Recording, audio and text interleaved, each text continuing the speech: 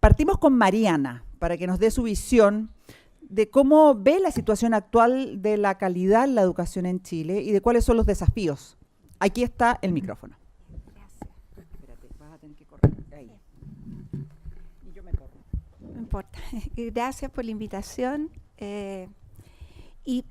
Quiero partir diciendo que en general los chilenos somos bien autoflagelantes con nuestro sistema educativo. Entonces, haber escuchado al doctor Miguel Sekeli,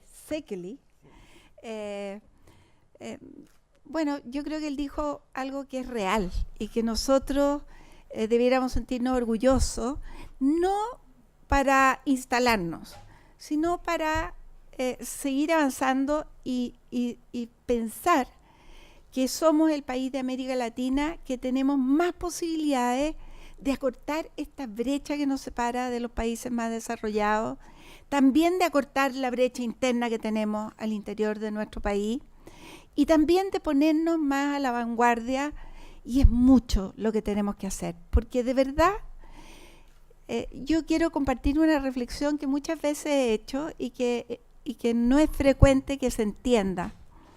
Le contaba al doctor Sekeli que tengo un amigo mexicano que fue el encargado del Sistema Nacional de Evaluación en México durante muchos años. Y él escribió un libro, él se llama Felipe Martínez Rizo, y escribió un libro en el cual hay un artículo que compara a México con Corea. Y dice, ¿qué pasó en México y en Corea? Que Corea teníamos hace 60 años los mismos indicadores, un nivel de pobreza similar, éramos países que teníamos un sistema educativo más o menos paralelo, y resulta que Corea se avanzó como avanzó y México se quedó mucho más atrás. Y hay factores culturales, pero también hay factores demográficos. Por ejemplo, nuestros países tienen población muy dispersa. Estos países como, por ejemplo, Corea, tiene una población muy concentrada. Lo mismo pasa en Finlandia, por ejemplo. Son países que tienen una alfabetización muy anterior a la nuestra. Yo aquí meto mi cuchara, no es Felipe Martínez Rizo, pero si uno se compara con Finlandia, Finlandia estaba alfabetizada en el siglo XVII. Nosotros hicimos en 50 años, en América Latina, o en medio siglo, lo que los países europeos, muchos de ellos, hicieron en 3, 4 siglos. Entonces, hay muchos factores que hacen, por ejemplo, la heterogeneidad de nuestra población. O sea, tenemos una población muy heterogénea. O sea, en Ecuador, por ejemplo, que es un país más pequeño, hay 31 lenguas distintas. En México no sé cuántas hay. Yo recuerdo haber ido a México a un seminario sobre educación rural y había 40.000 escuelas unidocentes. 40.000. O sea, en un país con una población de ¿cuántos? 150 millones de habitantes hoy día. Bueno, entonces los desafíos son muy distintos. Y nosotros en Chile también tenemos un tercio, o sea, la mitad de nuestras escuelas tiene menos de 150 estudiantes. La mitad. Entonces también siempre estamos hablando como si todas las escuelas fueran iguales, y son distintas. Y ahí tenemos muchas cosas que hacer. Pero siento, como nos dijo nuestro amigo mexicano, que estamos en una posición en que tenemos que dar el salto. Y tenemos más posibilidades que otros países de hacerlo en nuestro continente. Y es una obligación, es casi un sí o sí. ¿Cómo nos enfocamos en aquello que tenemos que mejorar? Una segunda reflexión corta, voy a intentar hacerla, pero es a partir de una frase de Andreas Schleicher. Él es el encargado de la prueba PISA y de educación de la OECD. No sé si seguirá haciendo, pero hasta hace poco ha venido muchas veces a Chile. Y él no lo dijo para Chile, dijo para el mundo, dijo: tenemos estudiantes del siglo XXI, escuelas del siglo XX, profesores del siglo XX y escuelas del siglo XIX. Y cuando uno mira cómo están organizadas nuestras escuelas hoy día, no es muy distinto a cómo estaban organizadas en el siglo XIX, con los niños en pupitre, mirando hacia adelante, en fin, con una organización del tiempo, de los cursos, de los niveles, de las edades, que no ha variado nada en los últimos 2 siglos. Y perdón que haga una disquisición personal, pero yo tengo un hijo que vive en Estados Unidos y mis nietos, tengo 4 nietos que estudian allá. Y mi nieta que está en high school, bueno, primero tiene 5 ramos al semestre, no más. Nosotros tenemos 12, 13 asignaturas llenas de objetivos de aprendizaje que tenemos que cumplir. En fin, es cierto que esos objetivos de aprendizaje no son todos los años distintos, sino que son profundización de un objetivo que tiene una trayectoria. Pero en fin, tenemos una sala de clase con un profesor jefe, con un curso, con una sala estable. Bueno, y por edad. Bueno, allá todos los niños entre el equivalente a primero a cuarto básico van a cursos en los cuales comparten desde primero a cuarto básico, se dirigen a cursos a las salas distintas.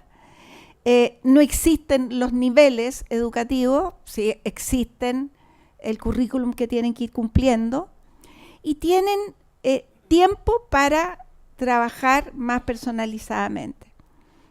Al día tienen 6 horas de clase, 5 asignaturas, 1 hora libre en la cual pueden ir a conversar con su tutor, pueden hacer tareas, pueden hacer trabajo en grupo, etc. Y yo digo, ¿cómo hacemos esto en Chile? Porque de verdad, yo escuchando los comentarios de ellos y dicen, o sea, acá aprendemos mucho más y trabajamos mucho menos que en Chile. O sea, aprenden más y trabajan menos. Y es más entretenido, están mucho más contentos. Nadie, somos tan latinos que nadie va a decir, no, por favor, hágame clase cuando no tengo que tener un día libre o no vaya a celebrar un día libre. Pero creo que nosotros tenemos que, y con esto termino, en definitiva es enorme el desafío, aunque estemos en una posición de liderazgo en el barrio. El desafío es doble porque no es solo disminuir las brechas entre nosotros, también disminuir las brechas y en este mundo cambiante que describía también el profesor Miguel. Me confunde el apellido, así que vamos a decirle Miguel. ¿Ya? Y a mi modo de ver, los focos debieran ser, por un lado tenemos que despejar la cancha, ¿no? Y yo creo que ahí el proyecto, la comisión Todos al Aula se enfocó un poco en la sobrecarga administrativa que tienen los docentes, los sostenedores, los directivos, especialmente equipos directivos y sostenedores. Y ahí hay que despejar mucho, y muchas cosas son simples de realizar y requieren voluntad política, otras cosas requieren proyecto de ley y eso va a ser más complejo. En segundo lugar, esto de focalizarse en el aula. ¿Pero qué aula? ¿Por qué tiene que ser un aula tradicional? Tiene que ser un aula distinta. Aquí se decía que los niños no duran 15 segundos. Bueno, yo sería un poco más optimista, diría 3 minutos, pero la verdad es que no es mucho más. Y cambian de actividades, especialmente los niños chicos y los niños grandes también. O sea, por eso, por ejemplo, tener esta cantidad de asignaturas que tenemos nosotros y que una vez a la semana tienen ciencia, es muy distinto que tener ciencia los 5 días a la semana a la misma hora, poder profundizar en un ramo, poder hacer investigación, poder consultar, poder debatir, y no que pasó una semana hasta que te vuelves a ver con el profesor. Tenemos que chaconearnos, tenemos que hacer las cosas de una manera distinta, y no nos atrevemos. Y no nos atrevemos porque hay mucha normativa y porque tampoco tenemos las suficientes herramientas en nuestros equipos directivos, nuestros profesores no tienen ni la formación inicial que requieren y muchas veces tampoco el acompañamiento que requieren para poder dar ese salto, ser más creativos, desarrollar su creatividad, pero no les damos espacio tampoco. Entonces creo que hay que buscar formas de gestionar el cambio, ser mucho más eficaces en gestionar el cambio y atrevernos a hacer innovaciones más radicales que las innovaciones a las cuales estamos acostumbrados, que todas nuestras innovaciones tendrían que ver con cambiar la institucionalidad entera del sistema. Yo pienso que tenemos que enfocarnos dentro de la escuela a cambiar cómo organizamos el tiempo, cómo organizamos los cursos, cómo organizamos las interacciones entre los profesores y alumnos, etcétera. Y ahí yo creo que vamos a estar en condiciones de dar ese salto para que nuestros niños tengan logros de aprendizaje necesarios para desenvolverse bien en el mundo de hoy. Muchas gracias, Mariana. Recuerden que puede hacer sus preguntas por escrito. Vamos a acercarnos a sus asientos en la medida en que ustedes nos levanten la mano. Soledad Arellano, ¿cuál es la mirada tuya sobre la calidad de la educación actual, sobre el nivel en que estamos y cuáles son los desafíos? Ahí, ahora sí. Bueno, lo primero es que si uno revisa la literatura y enfocándonos en lo que tiene que ver con la calidad de la educación, que es lo que nos motiva ahora, un elemento que usualmente se destaca es el tema de la autonomía de las instituciones, la importancia de la autonomía de los establecimientos educacionales para poder definir sus propios proyectos y para poder implementar su propio proyecto. Y ahí yo creo que hoy día la normativa en Chile no solamente ahoga en términos de burocracia, sino que también es bastante restrictivo en cuanto al tipo de proyecto y al tipo de lo que efectivamente se puede hacer en cuanto a definir el proyecto propio y en cuanto a implementar ese proyecto propio. O sea, yo creo que ese es un primer elemento que uno podría abordar para ir avanzando en términos de la calidad, o sea, eso es algo concreto en lo cual la normativa podría cambiar. Pero si ya nos empezamos a ir, como dice Mariana, que le encuentro toda la razón, a preocuparnos por qué es lo que pasa al interior de los colegios, al interior de las escuelas, que es donde realmente se juega la pelea de la calidad de la educación, yo creo que hay 3 elementos que uno debería mirar. El primer elemento que uno debería mirar es qué es lo que pasa en la gestión. A uno usualmente se le olvida la gestión, uno cree que lo único que importa es lo que pasa al interior de la sala, pero si nosotros tenemos una escuela que está mal administrada, que está mal planificada, es difícil que lo que pase adentro de la sala sea efectivamente nutritivo para los niños. Aquí, ¿para qué voy a decirles la importancia de los directores, la importancia del liderazgo, pero también de las capacidades de gestión que tienen que tener los directores de los establecimientos? Si el director no es capaz de despejar para que dentro de la sala de clases el profesor pueda enseñar, estamos teniendo problemas con la calidad de la educación. Y en ese sentido, de nuevo, y aquí no voy a repetir, pero el documento del Todos al Aula que hizo la comisión es realmente detallado en la cantidad de cosas y actividades y tareas que tienen los directores dentro de sus establecimientos que les impide hacer esa tarea de realmente planificar y poder definir, de poder diseñar, de poder soñar cuál es el proyecto educativo que van a querer implementar. Por lo tanto, cuando uno está preocupado de tener acta en todas las reuniones, porque después va a venir la superintendencia y nos va a pedir comprobar que efectivamente esto se hizo, no estamos preocupados de ver cuál es la mejor manera de enseñarle la metodología de proyecto, por ejemplo, a los estudiantes, o de capacitar a los profesores en eso. Por lo tanto, yo creo que ahí hay una tarea bien grande. Hoy día los profesores, los directivos no tienen tiempo suficiente para dedicarse a eso, y tampoco tienen muchos recursos, porque en vez de gastar recursos financieros en contratar personas que lo asesoren en lo pedagógico, a veces hay que gastar en tener personas que lo apoyen en lo administrativo. En el fondo, entonces, terminamos hablando mucho más de gestión administrativa que de gestión educacional. O sea, se termina hablando más de gestión que de pedagogía. Y yo creo que eso es un foco que tenemos que mover. En el fondo, tanto requerimiento hoy día, lo que pasa es que les quita tiempo, se mueve cuál es el foco, estamos más preocupados del proceso, del procedimiento, del papel, etcétera, que del contenido. Quita espacio para la innovación, que hoy día es tan importante en términos de ir buscando distintas metodologías. Y una cosa que a mí me preocupa también bastante es que yo creo que termina homogenizando los proyectos educativos. Mientras más ahogados están los directivos, más estándar pasa a ser lo que pasa al interior de las escuelas, porque en el fondo no hay espacio para pensar algo distinto.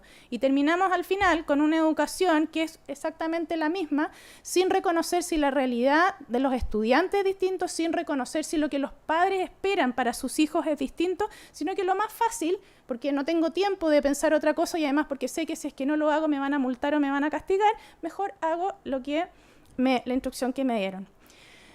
Mientras estaba preparando esta presentación, conversé con algunos directores de colegio, y una directora de un colegio me dijo, mira, que era de un colegio, este era un colegio privado, me dijo, mira, existe la circular número 2 de, no sé si es de la superintendencia.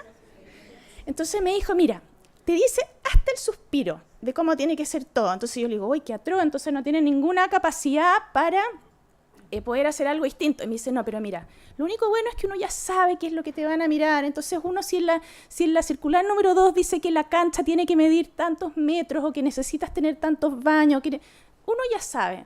Entonces, cuando el director del colegio está preocupado de eso, porque es lo que dice la circular número 2, o sea, yo creo que ahí hay un problema. En el fondo, hoy día las escuelas están invadidas por el ministerio, y yo creo que eso afecta. No voy a extenderme porque además el documento creo que es súper gráfico y difícil agregar más que eso. Hay un segundo elemento que a mí me preocupa bastante y que tiene que ver con el currículum.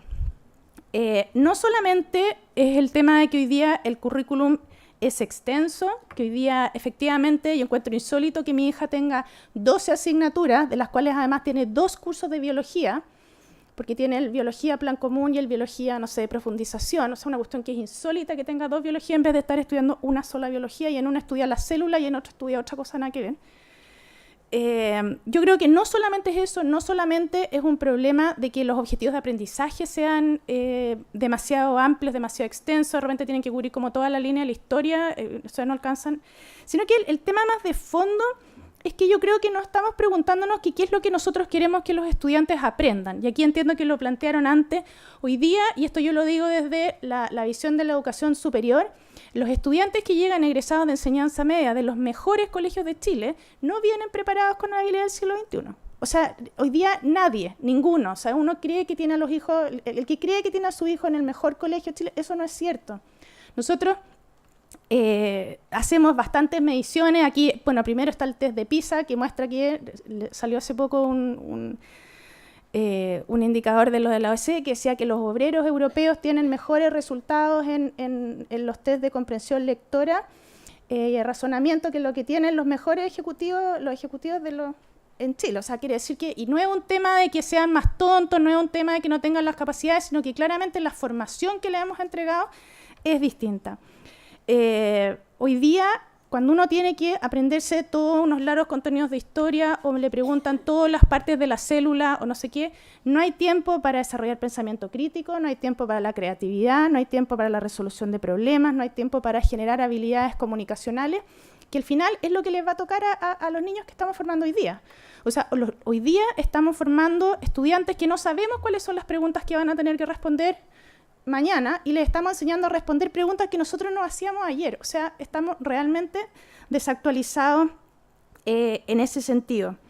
Quiero agregar que no solo es la normativa tradicional de las bases curriculares las que yo creo que están ahogando lo que pasa al interior de la sala de clases, sino que yo creo además que la PSU empobrece el currículum de los estudiantes de enseñanza media. O sea, hoy día la PSU se está alineada para evaluar el currículum y yo creo que hoy día, por un lado, ahogamos el currículum, porque en el fondo los colegios se están adaptando a tratar de pasar el currículum porque necesitan que les vaya bien en la PSU, y por otro lado, la PSU no está discriminando, no está seleccionando de una manera adecuada a los estudiantes para entrar a la educación superior. Por lo tanto, no estamos logrando ninguno de los objetivos. Y yo creo que esta PSUización de la enseñanza media ha resultado en un empobrecimiento de la educación media, en el fondo. Y creo que ahí hay un periodo bien complejo en que nuestros estudiantes hoy día se están quedando fuera. Si uno agrega además que en el fondo este currículum extenso, trabajar en pruebas de alternativas, por ejemplo, en vez de profundizar un poco más en lo que tiene que ver con un análisis más profundo, es bastante regresivo. Porque probablemente los niños que están en hogares que tienen mejores ingresos están expuestos a una discusión en sus casas. Los niños que van a escuelas que tienen menos recursos, probablemente eso no pasa. Y por lo tanto, este currículum extenso que les impide a los estudiantes o dificulta, en el fondo, que desarrollen este pensamiento crítico, es súper regresivo. Porque los niños de los hogares con más ingresos lo van a desarrollar por otros motivos, pero los niños que necesitan que lo trabajen dentro de la sala de clase se van a quedar sin eso.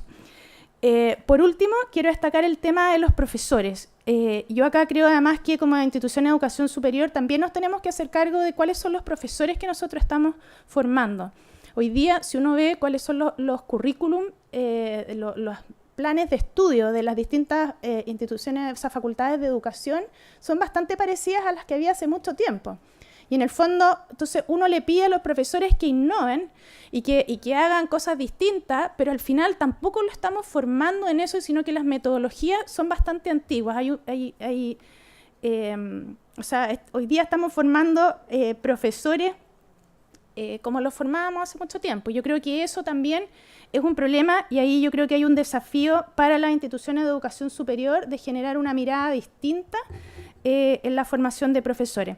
Es verdad que se ha avanzado en lo que tiene que ver con la carrera docente, se ha avanzado además en exigir la acreditación obligatoria para las carreras de pedagogía, pero yo creo que falta mucho en términos de metodología docente. Si uno a eso le agrega además que nuestros profesores tienen una tasa más baja que los profesores fuera en el extranjero, por lo menos cuando se compara con la OECD en términos de capacitación permanente, también estamos quedando atrás. O sea, nosotros hoy día sabemos que la educación es un proceso de educación continua. El que estudió economía va a tener que seguir estudiando economía el resto de su vida. El que estudió hoy día, todos vamos a tener que seguir estudiando y seguir aprendiendo. El problema es que nuestros profesores hoy día tienen una tasa de educación continua más baja, además, que la tasa que, por ejemplo, tienen en la OECD. Y eso también es algo que nos está perjudicando. Y por lo tanto tenemos que generar alternativas y probablemente apoyo desde el Estado para que los profesores puedan seguir capacitándose tanto en lo que tiene que ver con la disciplina que están estudiando, o sea, en matemática, no sé, en historia, etcétera, las nuevas maneras de enseñar, como en términos metodológicos. En el fondo, tienen que ir adaptándose a cuáles son desde las nuevas tecnologías hasta las nuevas formas de pensar de los estudiantes con que les toca trabajar. Para terminar, el sistema de aseguramiento de la calidad que está integrado hoy día por el Ministerio de Educación, por la Superintendencia de Educación, por la Agencia de Calidad, por el Consejo Nacional de Educación, tiene, según lo que dice aquí en la página web, la misión de impulsar la calidad de la educación conciliando la autonomía, el apoyo, la evaluación y la rendición de cuentas. Si uno lee eso textualmente, este sistema debería ser un apoyo a la calidad, pero en la práctica muchas veces termina siendo un obstáculo para la calidad. por las cosas que les decía, por una parte que ahoga, en otras partes porque a veces el foco no está puesto en lo importante, sino que está puesto en lo más fácil. A veces la fiscalización es mucho más fácil pedir el papel que pedir un resultado de otro tipo. Y yo creo que la última pregunta que tenía que responder era ¿cuáles eran las sugerencias para la superintendencia? Y lo primero yo sería asegurarnos que el aprendizaje de los estudiantes efectivamente está al centro del sistema educativo. Yo creo que esa es la pregunta que uno debería hacerse siempre. ¿Lo que estoy fiscalizando, lo estoy fiscalizando porque está en la norma? ¿O lo estoy fiscalizando porque realmente creo que esto influye en el aprendizaje de los estudiantes? Yo creo que además, y esto es algo que por lo menos a mí me ha servido en la universidad, nosotros le tenemos terror cuando vienen los procesos de acreditación institucional. Vienen los pares evaluadores que nos revisan absolutamente todo. Me imagino que es una sanción más o menos parecida cuando llega la superintendencia a ver los colegios. ¿No es cierto que se dice que a las empresas no hay nada peor que llegue impuesto interno o la dirección del trabajo? Para los colegios es que llegue la superintendencia. Pero el punto es que del minuto en que nosotros como universidad nos damos cuenta que el proceso de acreditación es un proceso de mejora continua y que en la medida en que uno es capaz de instalar los procesos, efectivamente hoy día la universidad es una mejor universidad, yo creo que el par evaluador, a pesar de que uno siempre le tiene un poco de susto, pasa a ser un socio, eso pasa a ser un proceso de mejora de la calidad de la educación. En la medida en que la superintendencia, los fiscalizadores sean capaces de transformarse en socios de los establecimientos, en socios de los directores, en socios de los profesores, y decirles que cuando los encuentran en falta, esto tiene que ver con el aprendizaje, no tiene que ver con esa mirada punitiva o esa cosa de que te pillé en una falta, entonces ahora te voy a castigar. Yo creo que uno va a poder empezar a cambiar el resultado de este proceso de fiscalización. O sea, yo creo que la fiscalización por la fiscalización no puede ser, tiene que estar orientada a lo que sea efectivamente el aprendizaje de los estudiantes. Siempre le pedimos a los profesores que hagan evaluaciones formativas. Le pedimos que cuando al estudiante le va mal en una prueba se dé el tiempo de retroalimentar al estudiante y le dé la oportunidad de aprenderlo, ¿no es cierto? El punto es que cuando uno debería hacer algo más o menos parecido cuando va a un establecimiento. En el fondo uno le pregunta, no le pregunta el caso esquina, no le pregunta la pregunta difícil, sino que le pregunta lo que en realidad el alumno tiene que saber. O sea, eso de preguntarle en una prueba de matemáticas lo que debería ser un ingeniero, cuando en realidad el alumno está sumando fracciones, no tiene ningún sentido. Cuando uno va a fiscalizar, cuando uno va a verificar, debería ser lo mismo. En el fondo yo le pregunto lo que quiero que sepa, no le pregunto porque lo quiero pillar. Y cuando me doy cuenta que no sabe, le enseño, porque yo quiero que aprenda. En el fondo, yo quiero que aprenda porque eso va a tener consecuencias hacia adelante. O sea, yo creo que si uno tuviera que pensar en una mirada de aplicación de la normativa, yo creo que uno debería moverse en esa dirección. La misma evaluación formativa que le pedimos a los profesores debiera ser la evaluación formativa que nosotros le pedimos al sistema de aseguramiento de la calidad. Gracias. Muchísimas gracias, Soledad Arellano. Han llegado muchas preguntas, pueden seguir haciéndolas porque ya vamos a dar paso a ella una vez que conozcamos la visión de Daniel Rodríguez a través de Acción Educar en su rol de director ejecutivo de esta institución sobre cuál es su mirada respecto a la calidad de la educación en Chile y cuáles son los desafíos para esta. Gracias. Gracias por la invitación también. Un gusto estar aquí con ustedes. Mi presentación la traté de construir respecto a la pregunta, una de las preguntas que habían en el seminario, que me llamó bastante la atención, cómo contribuye la normativa educacional al fortalecimiento de la mejora continua, al fortalecimiento de la calidad. Hay una mirada que es contraintuitiva cuando uno conoce la historia de cómo se pensó el sistema de aseguramiento de la calidad, en el que de alguna manera se separaba institucionalmente el cumplimiento de la norma con lo que uno podría definir la calidad como resultado de aprendizaje. Se separó en las instituciones, la Agencia de Calidad y la Superintendencia, y también se separó, si lo ven, también en educación superior ocurrió lo mismo. Hay una superintendencia que tiene como objetivo el cumplimiento de la ley y otra institución que es la CNA que tiene cargado la promoción de la calidad. Y esa separación, que es tan como natural a los que estamos metidos en esto diariamente en el diseño de la política, se mezcla en esta pregunta, en cómo una cosa contribuye a la otra. Y es bastante obvio cuando uno lo piensa. Obviamente la normativa no está ahí solo porque sí, sino por algún fin superior. Pero si ese fin superior es la calidad, empieza a hacerse una reflexión como más fértil, más interesante. Y lo primero que se me ocurrió, probablemente por mi experiencia profesional anterior, es el currículum escolar. El currículum escolar, ustedes saben que es una norma, igual que el tamaño de las canchas o cualquier otra normativa educacional, la planta docente. Pero en general no pensamos el currículum como una normativa, como una ley. Es una anécdota, no sé si estará, ojalá no esté aquí los abogados que estaban en ese tiempo cuando la superintendencia se estaba creando. Yo trabajaba en la unidad de currículum y llegó el consolidado de normas que no habían sido 2500 en esa época, habían sido 2300. Y llegaron a donde yo trabajaba y me dijeron, revísala por si ves algo interesante, cuando se estaba creando la superintendencia. Y yo lo miré y obviamente fui a ver lo que mi competencia y dije, no hay nada de currículum. Entonces ya me junté con los dos abogados que estaban muy sorprendidos de esto. Y dije, les faltan todos los decretos supremos, los decretos exentos y todo el resto de currículum y evaluación. Y no lo habían considerado. Tenían, por supuesto, todo el otro terror de la infraestructura y los pasillos y todo eso lo tenían clarísimo, pero no se habían metido en eso porque no lo consideraban parte de la normativa, lo consideraban parte como de lo pedagógico. Esa separación entre lo propiamente educacional y lo estrictamente normativo incluso estaba en la cabeza de estos abogados que estaban creando la superintendencia. Y efectivamente es una norma y bastante prescriptiva y bastante dura también, o sea, se hace a través de decretos supremos firmados por el presidente, aprobados por el Consejo Nacional de Educación, y el legislador siempre ha tenido muy claro que esto es una norma. De hecho, tuvo muy mal futuro la LOCE, pero lo heredó la LEGE. De los pocos procesos que tiene normados al detalle, con plazos, es la creación del currículum. De hecho, yo creo que tiene más artículos que muchos otros temas educativos. O sea, es algo que efectivamente es importante y efectivamente está vinculado a la relación entre norma o sea, a las normas. ¿Cómo hacemos el vínculo entre norma y calidad? Primero yo creo que el currículum es un buen ejemplo para hacer ese ejercicio, por lo menos intelectual. El currículum es tremendamente normativo y Mariana tocaba varios de esos temas. A veces uno no se da cuenta de la cantidad de cosas que regula el currículum. El currículum regula el mercado del trabajo de los profesores.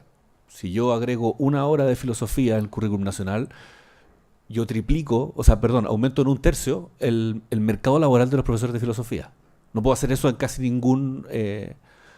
si creo como 15 ministerios, puedo triplicar el número de empleados públicos. Eso también. Pero en pocos áreas de la economía o sectores yo puedo manipular mediante la norma un mercado laboral. El número de horas que necesito de un profesional lo regula el plan de estudio. El plan de estudio ni siquiera es un decreto supremo, un decreto exento, ni siquiera pasa por el presidente. Pero ese es el nivel de prescripción, el nivel de fuerza que tiene esa norma, que usualmente no la consideramos.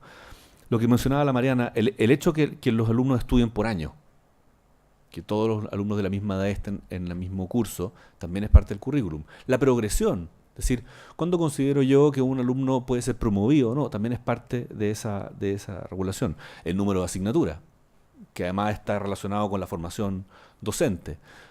Es decir, no existen profesores de educación media de antropología, de sociología, de economía, porque no existe el ramo de sociología, de economía, de antropología en el currículum escolar. O sea, la regulación de esa norma incluso llega a la educación superior. Y para qué hablar del contenido. La estructura administrativa del colegio también es influida muy importante por el currículum. Evidentemente, yo necesito tal tipo de profesores, tal logística de números de salas de clase, el material pedagógico, los textos, todo está vinculado a cómo se construye este modelo de experiencia escolar que es el currículum. Entonces, creo que es muy claro con esos antecedentes que el currículum es una norma que cumple todas las características de ser una norma, como las que debe vigilar la superintendencia. Ahora, ¿cuál es la diferencia que tiene, que es interesante para la reflexión que nos invitaron a llevar aquí? Que está 100%, en teoría, 100% orientado a el otro propósito, a la calidad, a qué es educar. Y no solamente en términos académicos, ustedes ven el currículum hoy día tiene elementos de habilidades, actitudes, hace mucho tiempo tiene eso, que van mucho más allá de los aprendizajes académicos, van hacia la formación de la persona, hacia la sociabilidad de la persona, un poco los dos objetivos que planteó el profesor Miguel, voy a copiar el doctor Miguel, lo que él vio, los dos objetivos de la educación están muy tomados en el currículum, la formación ciudadana, etcétera. Por lo tanto, está enfocado 100% en lo que consideramos la calidad. Y de hecho yo iría más allá. Si yo me viera obligado a hacer el ejercicio que hizo el profesor Miguel respecto a qué es la calidad en la educación chilena y dónde está definida en el currículum. El currículum es un reflejo, o a lo menos un intento, de decir, si tú logras esta lista de cosas, el Estado certifica que tú tuviste una educación de calidad. Incluso lo podrías ver así. Es un pronunciamiento muy claro del Estado respecto a qué es el aprendizaje que se espera. Y si eso no es calidad, bueno, es calidad y eso y quizá un poquito más. Evidentemente, todos los habilitantes de calidad, la gestión, en fin, contribuyen a eso, pero el Estado tiene una visión muy clara de qué es lo que espera que los estudiantes aprendan, que es el currículum. Entonces, el segundo punto que quería probar es, claramente el currículum es una norma, probablemente tal, con todas las características, cuyo enfoque casi exclusivo es la calidad. Entonces, básicamente podemos decir que no existen en nuestro ordenamiento jurídico ejemplos de normas en que es muy claro el enfoque hacia la calidad. ¿Qué nos permite hacer eso? Nos permite pensar en que quizás el error que a veces cometemos es no mirar todas las normas de esa manera. No mirar no tomarnos las normas como una manera de llegar a la calidad o una manera de orientar la calidad, porque tendemos a acotar la visión, a restringir el foco en esta separación que el sistema mismo hace respecto al cumplimiento estricto de la ley y al contenido mismo de la educación, los resultados, o muy interesante lo que decía el profesor Miguel respecto a los resultados posteriores, digamos, no solo los logros de aprendizaje, sino después cómo te desempeñas en el mundo laboral, etcétera.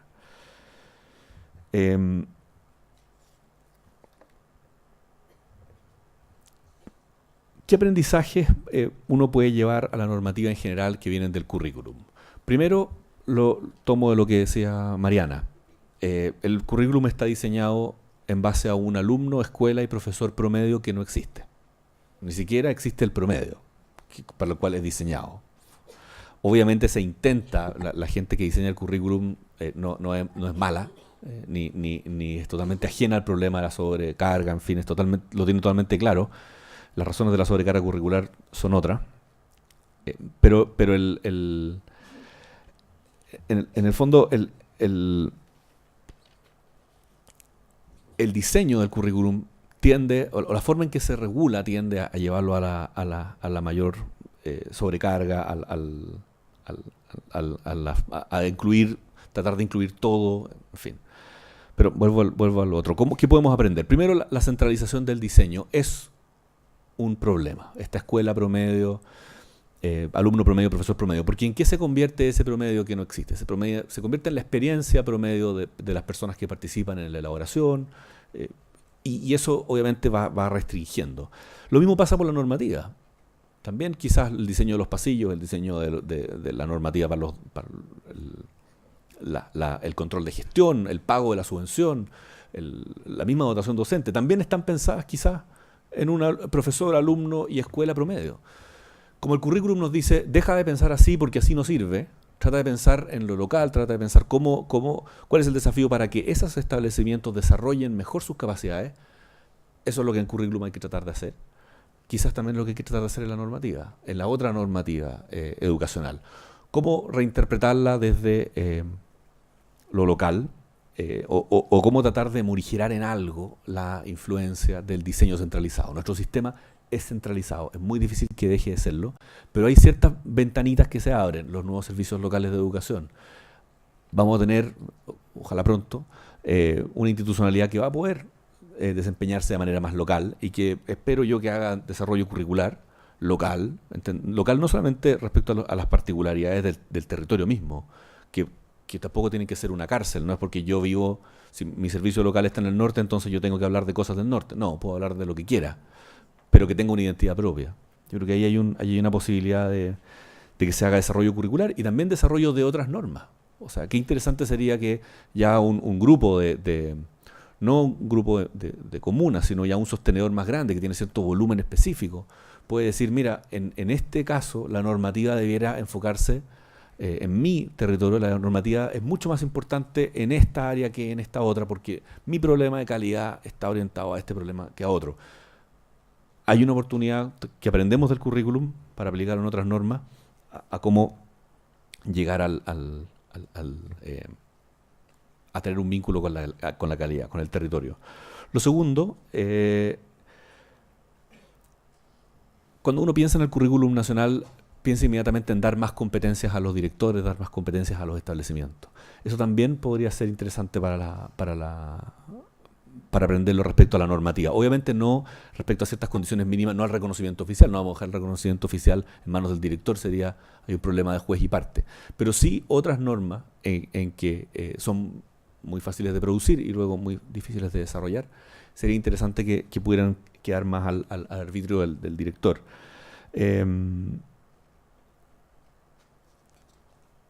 ¿Qué más?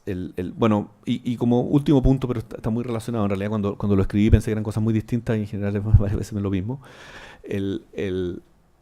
La idea de la contextualización es un poco lo mismo, pero no tanto, en el sentido que cuando se aplica una norma, como mencionaba Mariana y también Soledad, como una lista de chequeo, como una serie de preguntas binarias en las que yo contesto sí, logrado o no logrado, y eso asociado a una sanción, nunca un premio, lamentablemente, siempre una sanción.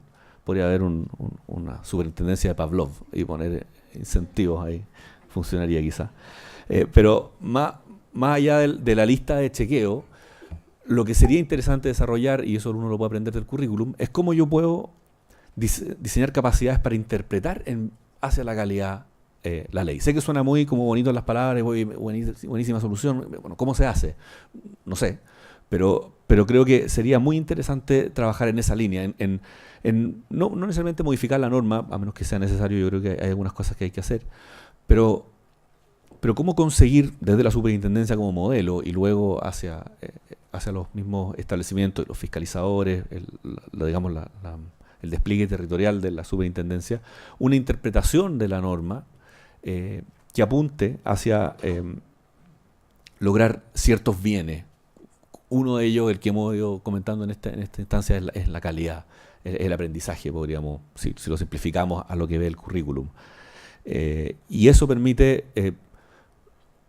seleccionar ciertas normas que pueden ser más atingentes que otras, permite interpretar de una manera más inteligente, no interpretar siempre de una manera a suavizar el celo fiscalizador, porque hay veces que no es necesario o no corresponde suavizarse, ¿no? Corresponde aplicar la letra, pero de una manera interpretada en la cual sepamos que la sanción o la orientación que está entregando la superintendencia va a un fin último, que es mejorar el aprendizaje, mejorar las condiciones generales del establecimiento y de los estudiantes. Solo para terminar, me quedan 13 segundos, valorar esta instancia en que hay un espacio para reflexionar sobre las políticas públicas en una institución que ya está implementada. Normalmente en Chile reflexionamos mucho antes de hacerlo, y una vez que se hace, bueno, ahí quedó, y si quedó mal, bueno, qué pena. Le tocará a algún gobierno en el futuro, cuando se queme, tener que hacerlo de nuevo. Interesante que haya el esfuerzo de reflexionar sobre un proceso que está en plena implementación, porque el sistema de aseguramiento de la calidad está todavía en implementación. Hay muchas cosas que todavía tenemos que ver, aprender, quizás corregir, y por lo tanto valoro mucho la instancia que la superintendencia está desarrollando. Muchas gracias.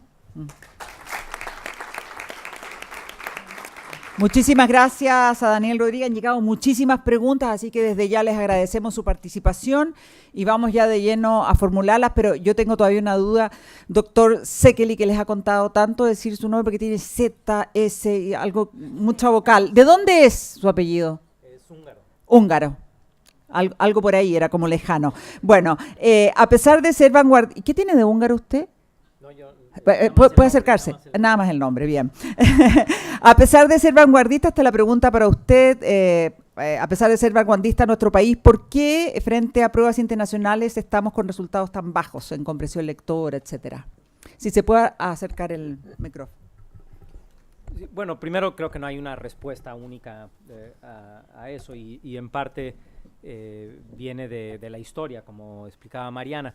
Pero yo creo que en lo que Chile destaca, bueno, y perdón, nada más hay que hacer una acotación. Cuando hablamos de estas pruebas PISA, se está hablando nada más de la medición de dos aspectos. Uno, matemática, aplicación de las matemáticas, y otro, aplicación de las habilidades de comunicación. Y a veces se incluye algún otro elemento.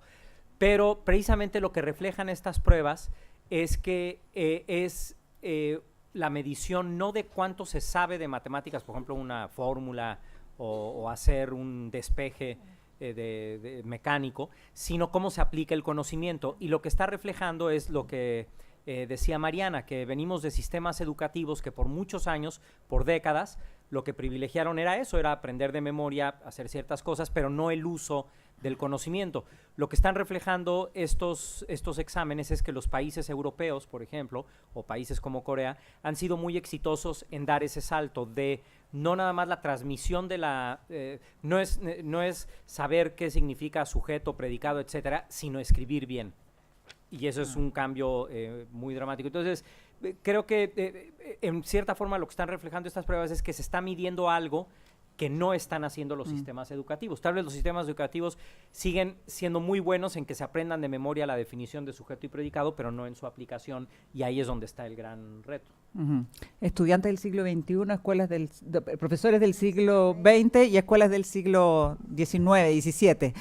Mariana, hay muchas preguntas para ti, para todos en realidad. Vamos con la primera. Dice, en el marco del plan Aula para Todos al Aula, ¿se ha estudiado, discutido respecto de los modelos y estructuras organizacionales dentro de las escuelas que sean funcionales para hacer frente con las tareas administrativas? Ya que dice, si bien estas pueden disminuir, no van a desaparecer totalmente para el equipo directivo. A ver, hacer una reflexión más general, pero dos cosas iniciales de las conclusiones, o dos sustentos de las conclusiones de la comisión. Uno, el sistema de aseguramiento de la calidad no está funcionando como un sistema. Entonces hay descoordinación. Hay descoordinación entre las distintas instituciones de cómo llegan a las escuelas. Y lo segundo es, las escuelas son demasiado heterogéneas y no tienen las herramientas para responder a todos estos requerimientos. Entonces, por ejemplo, las escuelas más grandes puede que tengan un administrador o tengan contador, o tengan incluso un abogado, cuando son varias o cuando son un conjunto de escuelas. Pero las escuelas pequeñas no tienen ni contador, ni administrador, entonces ahí hay un tema de cómo... Y ahí las propuestas van en la línea de apoyar el trabajo administrativo, bueno, por una parte simplificarlo, o sea, en vez de por ejemplo, las escuelas municipales tienen que rendir el FAEP 2 veces, a la superintendencia y a la Contraloría, en 2 plataformas distintas. Completamente ridículo. O sea, una vez, y es lo mismo, y ahí está la información para el Estado. Y así hay muchas otras cosas que funcionan muy... incoherentemente. Entonces, ¿cómo hacer más coherente y entregarle apoyo? Por ejemplo, vimos que todos los microcentros rurales debieran tener alguien que apoye en la administración a los colegios, no solo en temas, y que les facilite los ingresos de la información, etcétera. Eso para contestar corto, porque si no... Sí, porque hay muchas preguntas. Soledad, Soledad. Estas son dos preguntas, pero que están relacionadas. Dice, la primera, ¿cuándo las universidades van a preparar profesores con herramientas metodológicas y estrategias que nos sorprendan como docentes del siglo XXI? Y la otra pregunta es, desde lo planteado por usted, ¿cuál sería el perfil del egresado como educador, como aporte a la mejora de la educación, de la calidad de la educación en Chile? Qué difícil. ¿Cuándo las universidades van a preparar? No lo sé. Lo que sí sé es que deberían empezar a hacerlo ahora. Ya estamos atrasados. Hoy día incluso las mejores facultades de educación tienen poca innovación. Y yo creo que ahí, o sea, creo que ese es el desafío. Nosotros en la universidad no tenemos facultad de educación, así que es más fácil hablar, porque obviamente no es más fácil, pero lamentablemente no sé cuándo va a ser, pero claramente aquí hay un desafío. Creo que tiene que venir además una presión de la sociedad en el fondo para formar estos nuevos profesores. ¿Cuál sería el perfil del egresado? Me imagino que se refiere al perfil del egresado del profesor. Supongo que a eso se refería la pregunta. Sí, del profesor, sí. Claramente yo creo que lo primero que necesitamos es que el profesor tenga lo mismo que le pedimos ahora al egresado, que es la capacidad de pensamiento crítico, la capacidad de adaptarse a nuevas situaciones, la capacidad de argumentación. Pero además yo creo que el profesor hoy día tiene que tener una capacidad para hacer preguntas. O sea, eso requiere, ¿no es cierto?, tener todas las habilidades de pensamiento superior, porque se te tienen que ocurrir las preguntas, de modo de generar que el estudiante sea el capaz de elaborar las respuestas. Yo creo que el gran desafío hoy día es formar profesores que sean capaces de hacerse preguntas y de formar a sus estudiantes en la forma de responder esas preguntas. Porque ¿cuáles son esas preguntas? Van a ir cambiando. Fondo, todo el tiempo van a ser preguntas distintas. Hoy día tenemos los temas de inteligencia artificial, por ejemplo, hay cosas de desafíos en términos de programación, están saliendo cosas en términos genéticos, o los mismos estudiantes hoy día están viendo qué es lo que pasa con la caravana de los inmigrantes en Estados Unidos, etcétera. Hoy día las preguntas que hay que hacerse son preguntas distintas, entonces necesitamos personas capaces de mirar la realidad, de hacerse preguntas y de entregarle herramientas a los estudiantes para que sean capaces de encontrar sus propias respuestas. Yo creo que eso es como el gran desafío que hay para los profesores. Mariana quiere agregar algo, pero antes yo quiero decir que no más preguntas, por favor, porque tenemos tantas y nos podemos quedar hasta la noche y bueno, queremos volver a la casa algún minuto. No, muy cortito. A mí me hizo un enorme sentido escuchar al director de la Escuela de Educación que forma a todos los profesores en Singapur, que es una sola, y él decía que ellos formaban a los profesores en 3 áreas.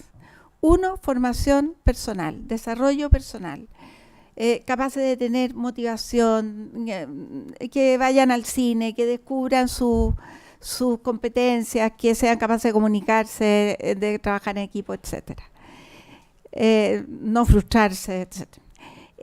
2, resolución de conflictos, porque la verdad es que uno resuelve conflictos todos los días. La escuela consiste en resolver muchos conflictos permanentemente. Y 3, la asignatura, o sea, conocimiento de lo que del área de desarrollo que va a enseñar. Muchas gracias. Daniel, te preguntan si las asignaturas son muchas, si el tiempo de los alumnos en la escuela es excesivo, si se ha reducido la motivación de los alumnos, si tenemos aulas con 45 minutos. Me agoté yo. ¿Por qué no se cambia y se mantiene el agobio para alumnos, docentes y familia?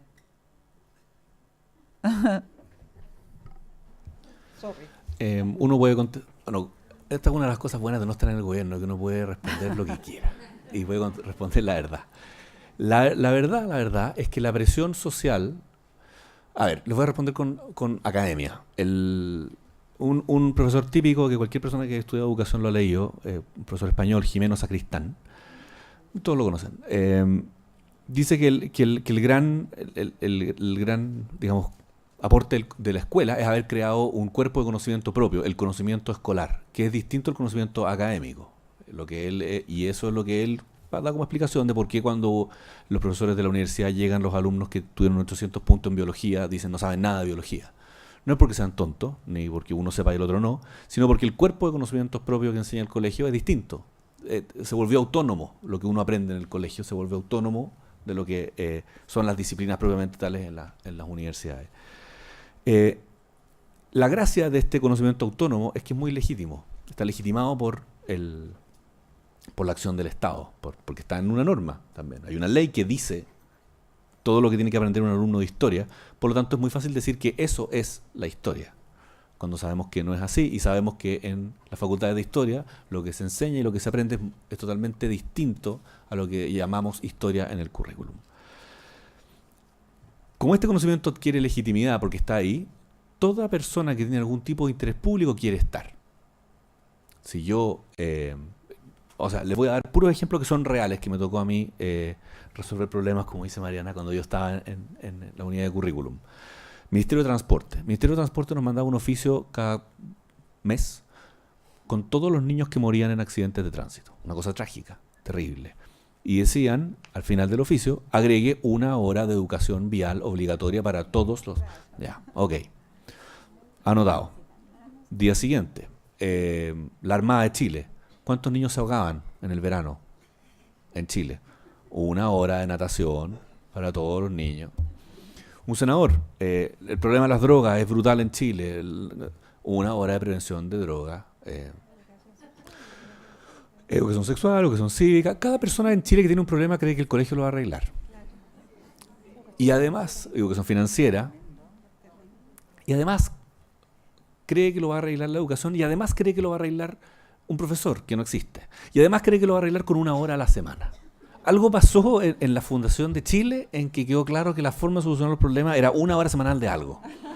Yo creo que tiene que ver con nuestra historia de fundación media militar, de que algo riguroso y puesto machacado 1 vez a la semana es suficiente para solucionar el problema. Bueno, eso está bastante expandido en todos los actores políticos. No hay absolutamente nadie que no quiera estar en el currículum, porque le da ahí vuelvo a Jimeno Sacristán, vuelve a esta idea de legitimidad. Lo que está en el currículum es lo importante, lo que no está en el currículum no es importante, no existe. Y por eso hay tanta presión, por ejemplo, el Instituto Nacional de Derechos Humanos, de estar en el currículum. Es importante. De presión de, por ejemplo, la agenda de género, de que esté en el currículum. Porque si no está ahí, no existe. Porque si no está ahí, no es importante. Está ese mensaje. Esa es la razón por la que el currículum está sobrecargado. Porque la capacidad que tiene el Estado de resistir esa presión, puede resistir. Yo dije muchas veces que no a muchas cosas. No era yo el que tomaba la decisión, pero me mandaban a pelear con los que presionaban. Pero hay un tope. Educación financiera ya entró. Creo que en historia, en tercero o en segundo medio, hay toda una parte de educación financiera. ¿Dónde estaba eso antes? En estas escuelas del siglo XIX probablemente no estaban. Entonces no solamente tenemos un currículum del siglo XXI, o por lo menos con la cantidad de cosas que se saben en el siglo XXI, y lamentablemente es muy difícil para la institucionalidad resistir esa presión. Por eso está tan sobrecargado, no porque sean malos o no tengan idea del problema que significa la sobrecarga del currículum. Daniel, solo para complementar una pregunta que le hacen a Mariana, pero que me parece que ya que estás hablando de eso podrías contestarla. Dice, ¿quién nos puede ayudar? Como en el Chavo del Ocho, porque... dice, sus planteamientos, le decía a la Mariana respecto a cantidad de horas, seguimos con la jornada completa, un currículum muy extenso, etcétera. ¿Quién podrá resolver este problema? ¿El Mineduc? Ni hablar de la presión del CIMS, de la PCU, imposible resolver todo esto, los directores. ¿Quién podrá ayudar? Yo separaría algunas cosas. Yo creo que la solución tiene que ver con a ver, ¿por qué se crea un currículum nacional centralizado? Básicamente por un problema de equidad. Es muy interesante el argumento que dio Soledad de que un currículum sobrecargado es regresivo. El currículum sobrecargado o contenidista, como se llama, fue diseñado en Estados Unidos por un señor que se llama E.D. Hirsch, con exactamente el propósito opuesto. Él decía, está tan desprovistos de capital cultural los niños pobres, los niños vulnerables, que es necesario que la escuela reproduzca en su tiempo un ambiente de capital cultural rico. Entonces los llenaba de contenido justamente para tratar de permear esta cosa que no sabemos qué es del capital cultural, que logra tener algún impacto en los aprendizajes. Interesante cómo se puede hacer el argumento por ambos lados. Y el currículum centralizado se basa en que tenemos que hacer currículum es caro, hacer programas es muy caro, implementar un programa de estudio es carísimo, requiere mucho trabajo, requiere profesionales preparados, en fin, y por lo tanto tú necesitas, si se lo das a cada escuela por separado, es muy ineficiente y muy injusto. Las escuelas más pequeñas, con las que mencionaba Mariana, no van a poder desarrollar un currículum de la calidad que puede desarrollar una red de colegio o una escuela. Entonces, solución, el Estado hace un currículum para todos. Eso quizás ya no es tan adecuado a nuestro estado de desarrollo, de nuestro estado de capacidades hoy día, y quizás podríamos pensar, para solucionar ¿quién podrá defendernos? Las mismas escuelas podrán defendernos. O sea, en el fondo, si las escuelas tienen, no digo totalmente, pero si pueden tener un margen de desarrollo curricular propio, vuelvo a mi presentación, es lo mismo que la normativa, si pueden tener cierto espacio de discrecionalidad para interpretar el currículum de manera que sea más relevante, más pertinente, el problema de la sobrecarga se podría aliviar. Muchísimas gracias, Mariana. Te voy a formular varias preguntas que van más o menos toda la misma dirección. Dice, ¿se ha considerado la carga burocrática para los asistentes de la educación? ¿Qué rol cumplirían? Yo me imagino que a propósito del aula, todos al aula, ¿se consideran las capacitaciones para mejorar psicopedagogos, psicologías, inspectores, auxiliares, trabajadores sociales, entre otros? En la comisión llegaron a un consenso de cómo organizar las fiscalizaciones de la superintendencia, agencia de calidad y provinciales. Hay pedidos que no logran triangular y hoy, dice las y los directores, somos profesionales hiperexigidos. Nos piden 3 veces los mismos temas. Y bueno, y también te preguntan para crear e instalar una escuela del siglo XXI, ¿solo se debe considerar la reducción de la normativa y su cumplimiento en la escuela? ¿Sería también necesario reducir la cantidad de funciones y la tarea de los profesores? Si ustedes se fijan, hay mucho énfasis en este sentido, dice, porque cada día se le entregan nuevas y mayores tareas. Por ejemplo, investigación, acción, inclusión. Creo que es acción, no sé. A ver, el mandato de la comisión fue bien acotado. Tenía que ver con hacer un diagnóstico de la normativa que rige directamente a las escuelas, al sistema escolar, y hacer propuestas de cómo reducir aquello que es una sobrecarga administrativa.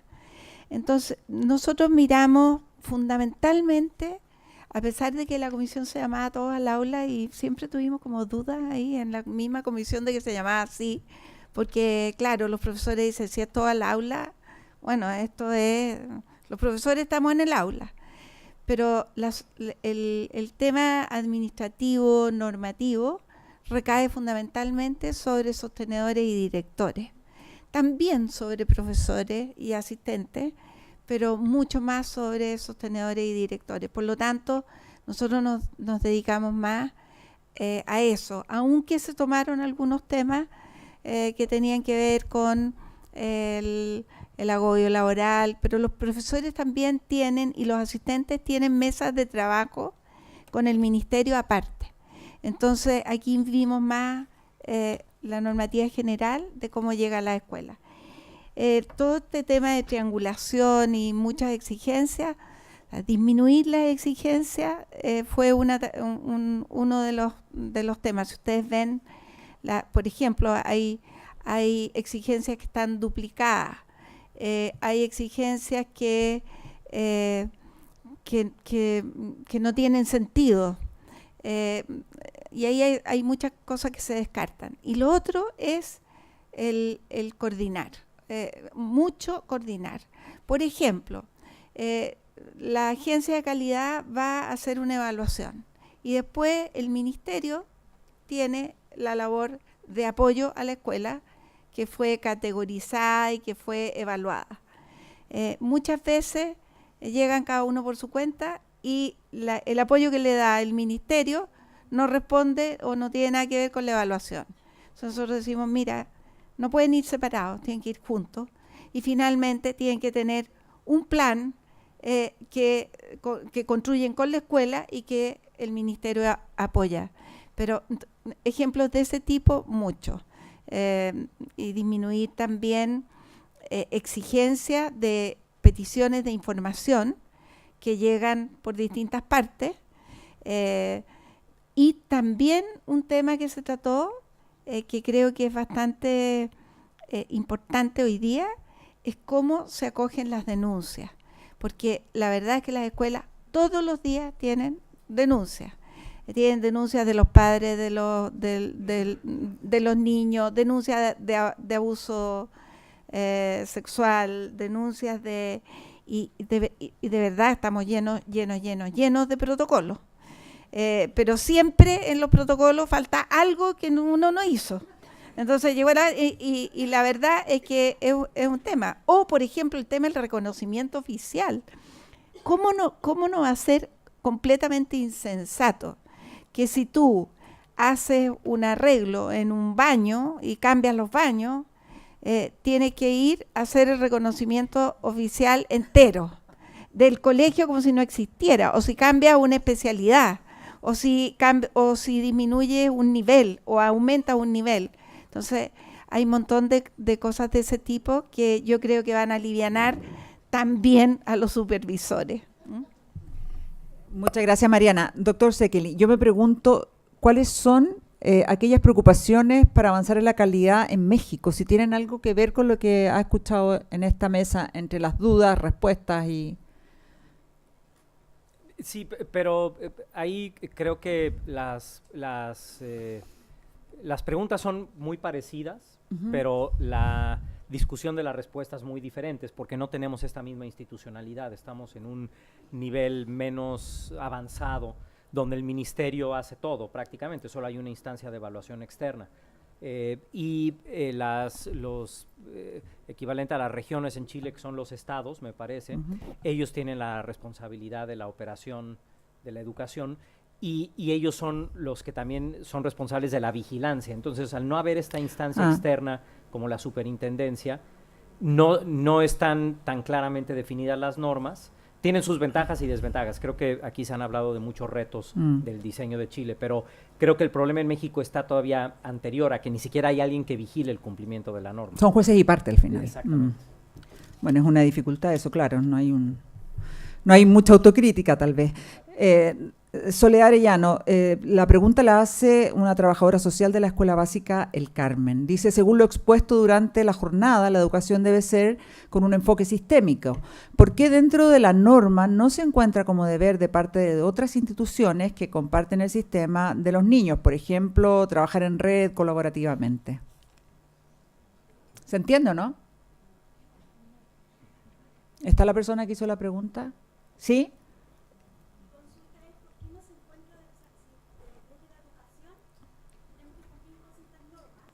Por ejemplo, de nuevo, desde la educación tenemos que cumplir ciertas normas. Claro, como parte de la educación debemos cumplir ciertas normas. ¿Ya? Como por ejemplo, en mi caso, realizar denuncias dentro de 24 horas en caso de vulneración de derechos, ¿cierto? Pero, lo hablo desde la experiencia, no existe esa norma para las otras instituciones que trabajamos en red. O sea, crea criterio profesional y ético el trabajar colaborativamente. Entonces, que resulta que prácticamente es un favor prácticamente el poder recibir una retroalimentación de información de nuestros niños en casos de alta complejidad. Entonces, ¿qué se puede hacer en ese caso? Porque si tenemos, no sé, psicólogo o trabajador social que trate de reactivar redes en pos del aprendizaje y los derechos del niño, o sea, también tiene que haber una exigencia hacia esas instituciones que son parte de la educación de un niño. Entonces, ¿por qué no existe esa obligación de parte de ellos?